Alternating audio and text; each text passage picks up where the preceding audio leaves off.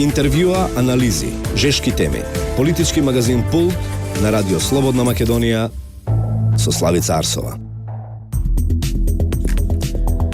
Пулт на Радио Слободна Македонија. Добар ден, 22 април 2016 година. Ви посакувам добре дојде во следниот еден час. Јас сум Славица Арсова со вас во овој политички магазин.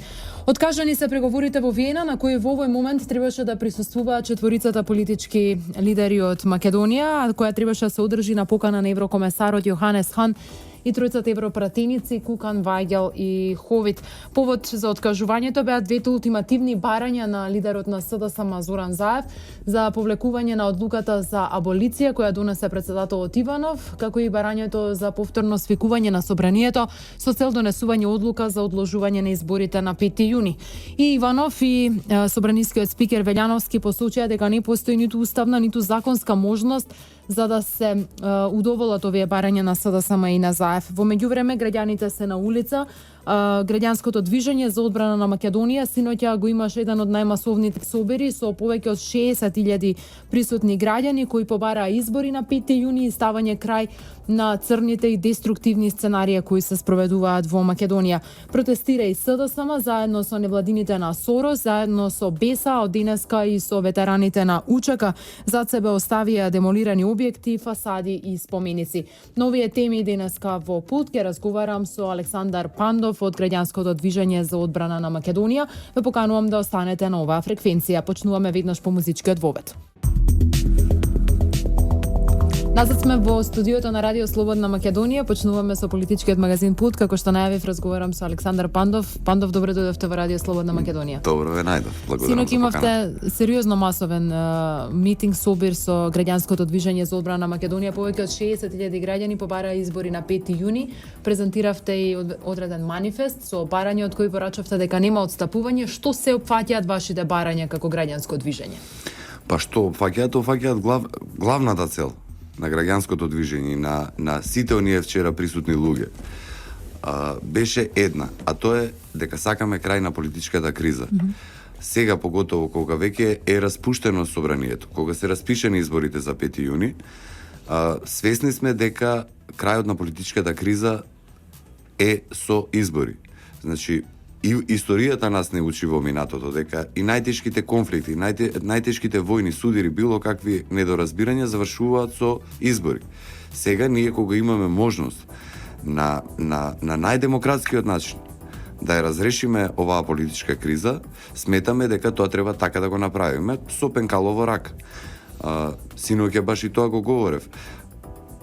Плоштадот, собранието обкружене со револуционери кои што во минатото својот живот го дале, кои што неопходно било оружје во рака да земат за својата слобода, кое што нели сите се согласуваме дека е нешто највредно како човек да биде слободен. Сега, кога ние единственото нешто што треба да направиме, тоа е да излеземе на избори на 5 јуни и од тука мислам дека таа е премногу јасна порака. Масовноста на синокешниот собир беше исклучително голема. Втора порака која што исто така е важна и за македонската и за меѓународната јавност, затоа што и таа е вмешана во цела оваа политичка криза, ако ништо друго со самото тоа што се гаранти на овој пржински политички договор, а тоа е дека македонецот сака на мирен начин да се разреши сето ова. И гледате кој парадокс. Од една страна 60-70 доаѓаат со песни и со ора, со зурли и со тапани, со патриотски песни, без никаков инцидент, без никаков фрлана флаша, било што некако, било каков инцидент да нема, а токава маса на луѓе, сите крајно позитивни, насмејани, ведри. И од друга страна имаме една шака јада од луѓе, од некои 1000, 2000, еве и 3000 луѓе кои што си го зимаат правото да го малтретираат и градот Скопје и државата Република Македонија и сите нас да не држат во заложништво, што е парадокс. Едноставно не смееме ние да дозволиме политичкото малцинство да ги диригира политичките процеси во Република Македонија. А сега, благодарение на парите кои што ги дава Сорос, на парите кои што им ги дава на тие невладини организации, они имаат најдено некое јадро од некои 200-300 луѓе, кои што за добра пара, секојдневна дневница, се мотивирани неколку сати да ги малтретираат граѓаните на државата. Ама само да ги малтретираат. Тие притоа во тие протести употребуваат сила, се тепаат со македонската полиција. Еве, ова со боиве. Јас велам вака, во ред, бои не било ништо страшно. Во ред, секој еден што фрла боја, дали е дозволено во таква ситуација да му се пуштат полицајците да го фатат со онолку кесички со боја колку што фрлил према објектите или према полицајците, од глава да му ги удрат тие кесички. Нека не се лути тогаш тој човек, затоа што ништо не е тоа страшно, нели, боја. Кој тоа го сака? И третата и можеби најважната поента, тоа е дека македонецот е силен, македонецот е свесен и македонецот нема да дозволи тие сценарија кои што ги подгрева Сорос, Канвас, СДСМ да дојдеме до конфликт помеѓу најстрашното нешто што може да се случи, а тоа е рака на рака да ставиме брат на брат, значи македонец меѓу македонец да се закрвуваме. Тоа на секој начин ние се обидуваме да им покажеме дека не може да го спроведат тоа сценарио, колку и да се обидуваат. Дел од овие ваши барања или поенти од вашите собери веќе беа познати со оглед на тоа што доме на улиците веќе со недели, може да се каже, со динови и со недели, не само во Скопје, туку и во другите градови, но имаше некои работи кои што вчера беа новитет вака за јавноста. Една од тие работи беше вашата најава дека ќе покренете како организација, како граѓанско движење, иницијатива до Уставниот суд со барање за времена забрана за дејствување на одредени невладини организации па и политички партии кои што во моментов работат на разнебитување, рушење на државноста на Република Македонија. Можете ли тоа малку да ни го објасните за што станува збори, на кој начин би сакале вие тоа да го спроведете? Да. Значи, ние сме за демократија. Ние и Македонија е демократска земја, тоа е несомнено. Тоа може да зборува Зоран Заев, Шекеринска и Шилегов да трескаат глупости колку сакаат, но Македонија е демократска земја од самото формирање нејзино. И со големи чекори се движи кон она која што е позната европска, американска современа демократија, со слобода на говор, со многу медиуми, со се. Но ете таа слобода дозволува да се инфилтрираат во општеството разноразни структури, разноразни фондации, разноразни во наводници невладини организации, граѓански движења, а во даденава ситуација и политички партии, кои што не само што не и посакуваат добро на Македонија, него секојдневно гледаме како гледаат да ги подријат што повеќе институциите на системот. Од тука во консултација со еминентни професори кои што го разбираат уставот, кои што ги разбираат законите, сметаме дека во овој период Уставниот суд е тој кој што може да ги спаси институциите, а пак ние како граѓани, односно како дом, како граѓанско движење, чувствуваме за потреба да поднесеме барање до Уставниот суд, со кое што сите такви граѓански движења, организации, фондации и политички партии ќе има времена мерка за забрана на функционирање во Република Македонија. Имаш уште една, да речам, контроверзија од синоќа, а тоа беше постојањето на плакати кои што велеа не во НАТО, НАТО е терористичка организација и така натаму, меѓутоа и во утринава можев да прочитам дека сепак овие пораки не биле пораки на граѓанското движење за одбрана на Македонија, туку биле пораки како провокација токму од организациите за кои што говорите. Така ли е, се работили за инфилтрирани пораки кои што се ставени таму за да привлечат негативна енергија кон вашата организација? Цаци, има ли потреба да се објаснува дека или ајде од самиот почеток да ја вратам работата. Значи, граѓанското движење за одбрана на Македонија е граѓанско движење. Ние кога даваме повик за собир во било кој град, па еве и овој вчерашниот во Скопје, даваме повик кон сите. Значи сите пак да вратам организации, невладини, слободоумни луѓе, политички партии на крајот на криштата, членови, христијани, муслимани, верници, атеисти. Неважно, секој еден беше вчера добре дојден. Секој еден кој што и посакува добро на Република Македонија, кој што сака на мирен начин да се реши кризата, вчера беше таму присутен.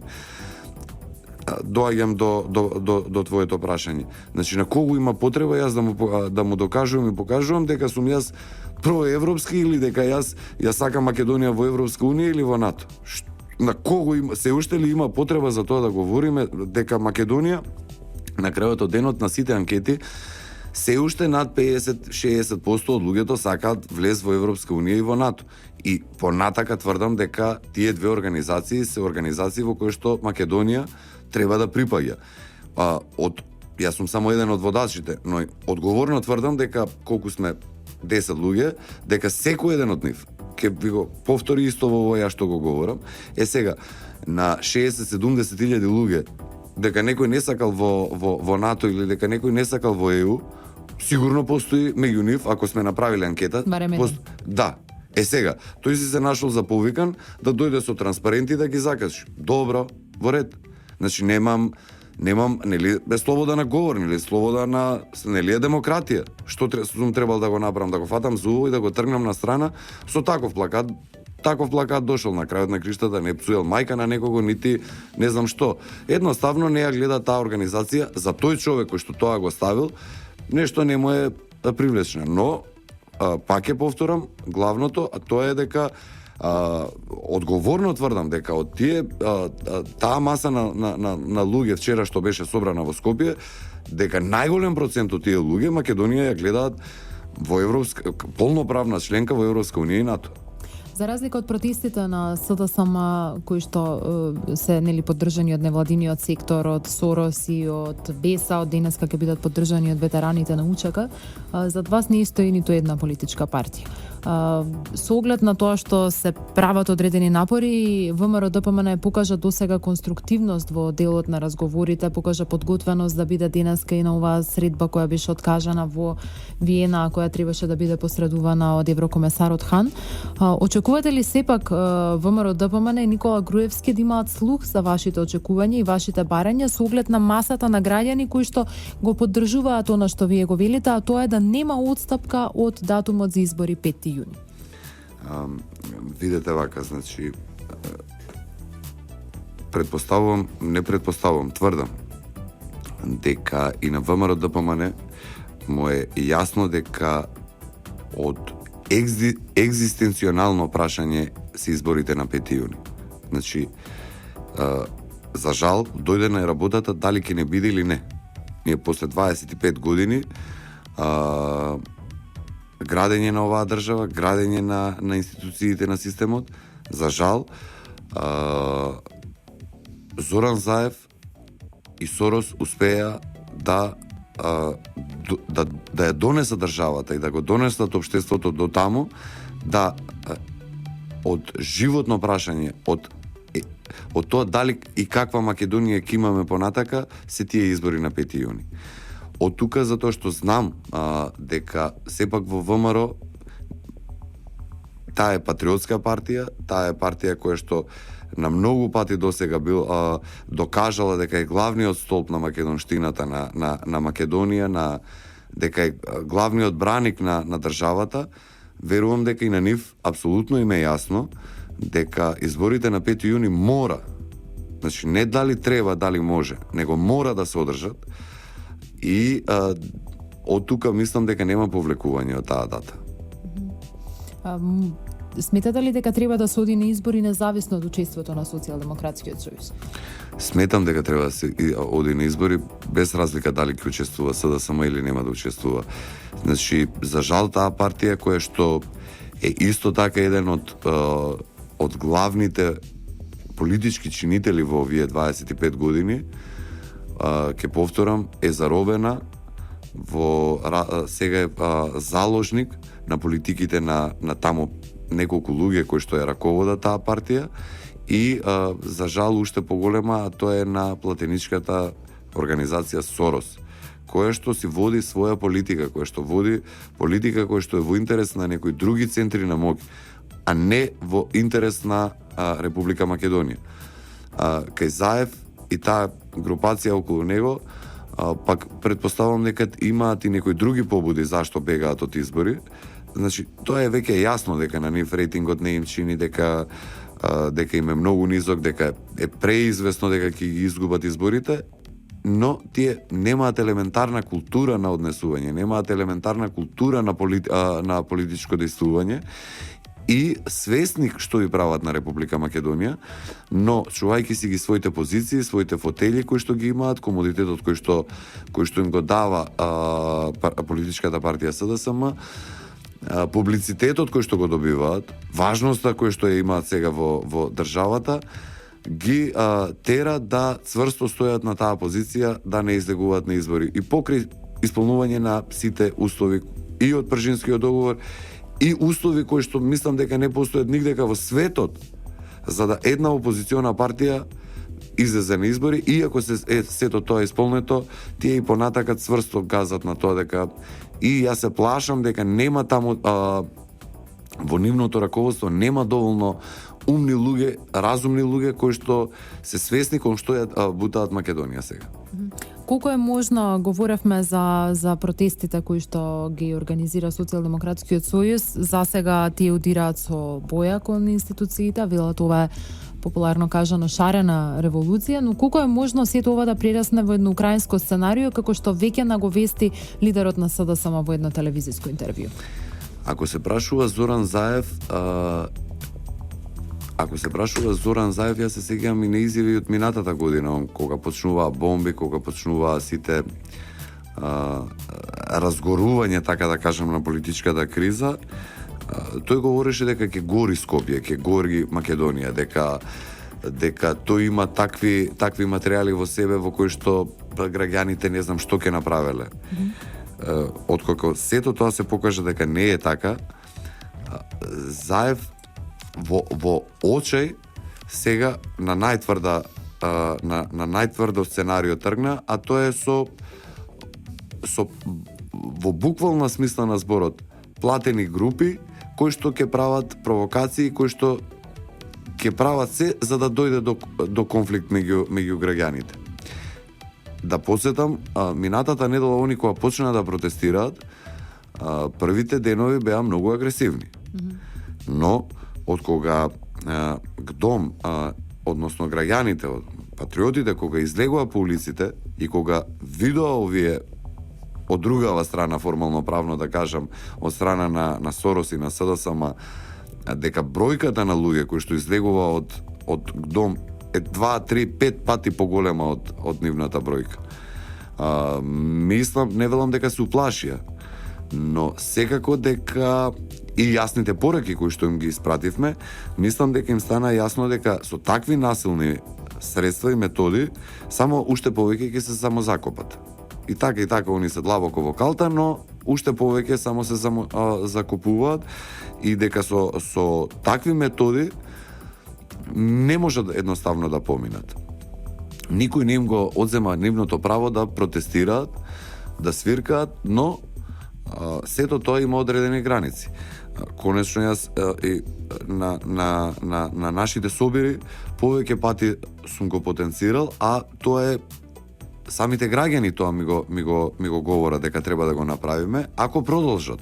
И ако се обидат и понатака со насилни сценарија, односно да ги скрнават и да ги уништуваат спомениците, ќе им се случи да во некој ден, некој утро, пред секој еден таков споменик, дали е тоа на Асном, дали е тоа Порта Македонија, дали е тоа поготово Александар Македонски споменикот, да одредена група на граѓани застанат околу нив, физички доста спремни, и нека повелат да дојдат да ги видиме, да во таква ситуација да ги фарбаат, да ги кршат, да ги што и веќе што се не прават. Ќе станете ли вие конструктивната страна на улицата, затоа што вие бевте и пред седиштето на Социјалдемократскиот сојуз, меѓутоа не беше фрлено ниту едно камче кон оваа зграда. Кога се собираме има интересна и низ Македонија е истата слика. Значи има група на некој, поготово во градовите низ Македонија, група на некој од 500 луѓе од Сорос и СДСМ, кое што заради нивната агресивност, заради нивниот начин на протестирање, има потреба да има огромен број на полицајци и ќе видите група на 2, 3, 5, 10.000 луѓе, зависи од градот каде сме, во кој што нема полиција. Или ако има полиција, ние се поздравуваме со тие луѓе, ние секогаш ги поздравуваме, на крајот на криштата тие се на првата линија на одбрана на Македонија, и едноставно пак ти повторам, кај македонецот за жал е премногу оптеретен со политика и премногу добро ја разбира политиката. И нема ни потреба на човек да му говориш. Значи, да застанете со било кој граѓанин сега во моментов во Македонија, ќе ви го каже и ќе ви го повтори истото ова ја што го говорам. Значи, на секого му е јасно кој е тој кој што го ја креира оваа политичка криза, кој стои позади тие луѓе, дали е Заев, дали е СДСМ, дали е Сорос. Јасно им е се на луѓето, цаци. И луѓето од друга страна се згрозени и со неверување гледаат како може некој толку фрустриран да биде, толку очен да биде, и заради своите лични позиции и позициите на неговата партија, односно не е тоа на неговата партија, на неговото раководство, да ја бутка Македонија во вакво сценарио. Никола Груевски беше првиот кој ја прифати поканата за седнување на маса во Виена. Подоцна Заев одби и поради тоа пропаднаа денешните разговори таму. Видовме вчера едно прилично остро писмо од еврокомесарот Хан и тројцата европратеници кои предупредија и на можни чекори, преземање на чекори кон Македонија и кон политичари во Македонија се подразбира, поради неисполнување на одредени стандарди на Европската комисија, Советот на Европа и Европскиот парламент.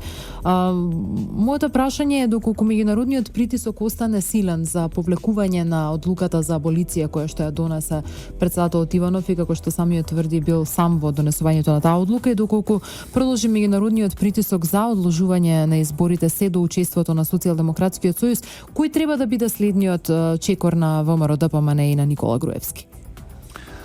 Видете, јас да бидам искрен, стварно не знам што подразбираат под се уште под развивање на како што рече, на исполнување на сите барања за фери демократски избори. Што друго треба да се направи? Веќе мене искрено не ми е јасно.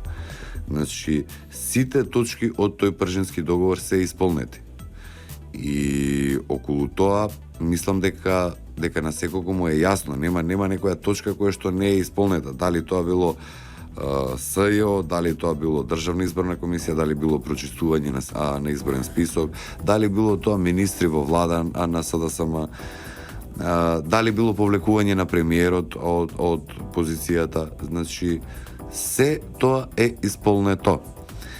Ако Европската Унија мисли дека не е исполнето, они треба јасно да посочат што тоа треба уште Македонија да направи, но никако не смеа да ни го земат тоа право да ние излегуваме на избори.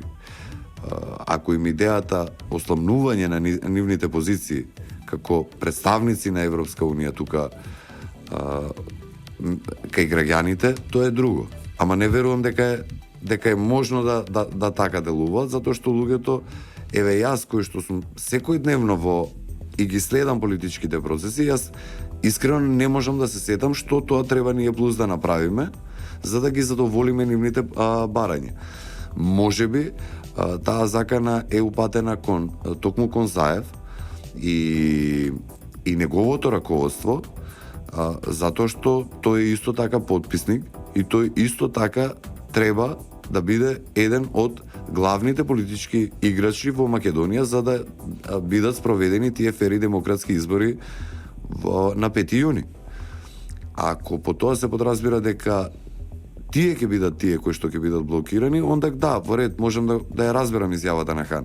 Ама ако е насочена кон сите останати, не до крај ми е мене јасна, искрен да бидам. Сметате ли дека е можно повлекување на председателот Иванов од одлуката за аболиција? Сега, ако зборуваме за аболицијата, ние иницијалната каписла на крајот од денот, мада да бидам искрени и кај овие од Сорос, ја најдоа во аболицијата на председателот. На повеќе пати го имам кажано истото, јас да сум бил еден од тие колку 50 на луѓе кои што се аболицирани, би бил исклучително бесен и незадоволен. Зашто? Затоа што пак исто така на секого ни е јасно. Премногу докази има, премногу факти има, дека токму Зоран Верушевски и Зоран Заев се двајцата луѓе кои што ја направија оваа политичка криза. Има писма, има скайп комуникации, има потврда од човек кој што лежише затвор за сето тоа. И од тука да мене некој ме стави и да стави помеѓу мене знак на равенство помеѓу мене и Зоран Заев и Зоран Верушевски, исклучително би бил незадоволен и бесен. А председателот Иванов токму тоа сега го направи. Значи, иако овие двајцава се докажани криминалци, на повеќе пати аболицирани, што ради финансиски криминал, што ради прислушнување или упад во безбедносниот систем, председателот Иванов со тие двајца во ист кош стави сите луѓе останати за кои што има обид за покренување на обвинение. Нема ни обвинение. Има и тој обид за покренување на обвинение е од една структура на како се нарекуваше тоа, специјално јавно обвинителство, од девојки, жени кои што едноставно тоа им е работата. Тие се политички премногу определени веќе, тоа е на секого му е јасно дека тоа СЈО функционира као тоа да е на социјалдемократија, не е да е некое специјално јавно обвинителство. Значи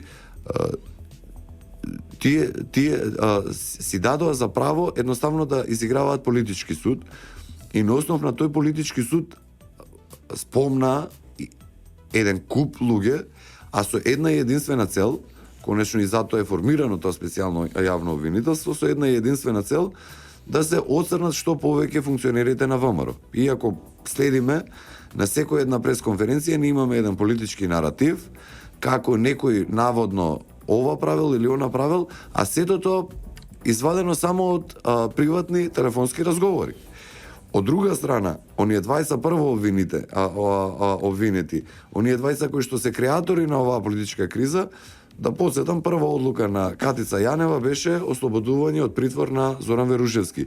Иако и докаже и покажа подоцна дека го повторува делото, дека се објавуваат приватни разговори, дека се појавија нови разговори, никому ништо. Значи, за тоа никој не смета и Катица Јанева и тие двете донезе не најдоа за сходно да речат да, луѓе, ние погрешивме, Зоран Верушевски повторно треба да биде во притвор. Не, ние гледаме како тие имаат една единствена цел, а тоа е сега во овој период на предизборие да покренат што поголем број на обвиненија, издржани, не издржани, неважно, и да спомнат што поголем број на партиски функционери и државни функционери, но кои што се во десницата сега.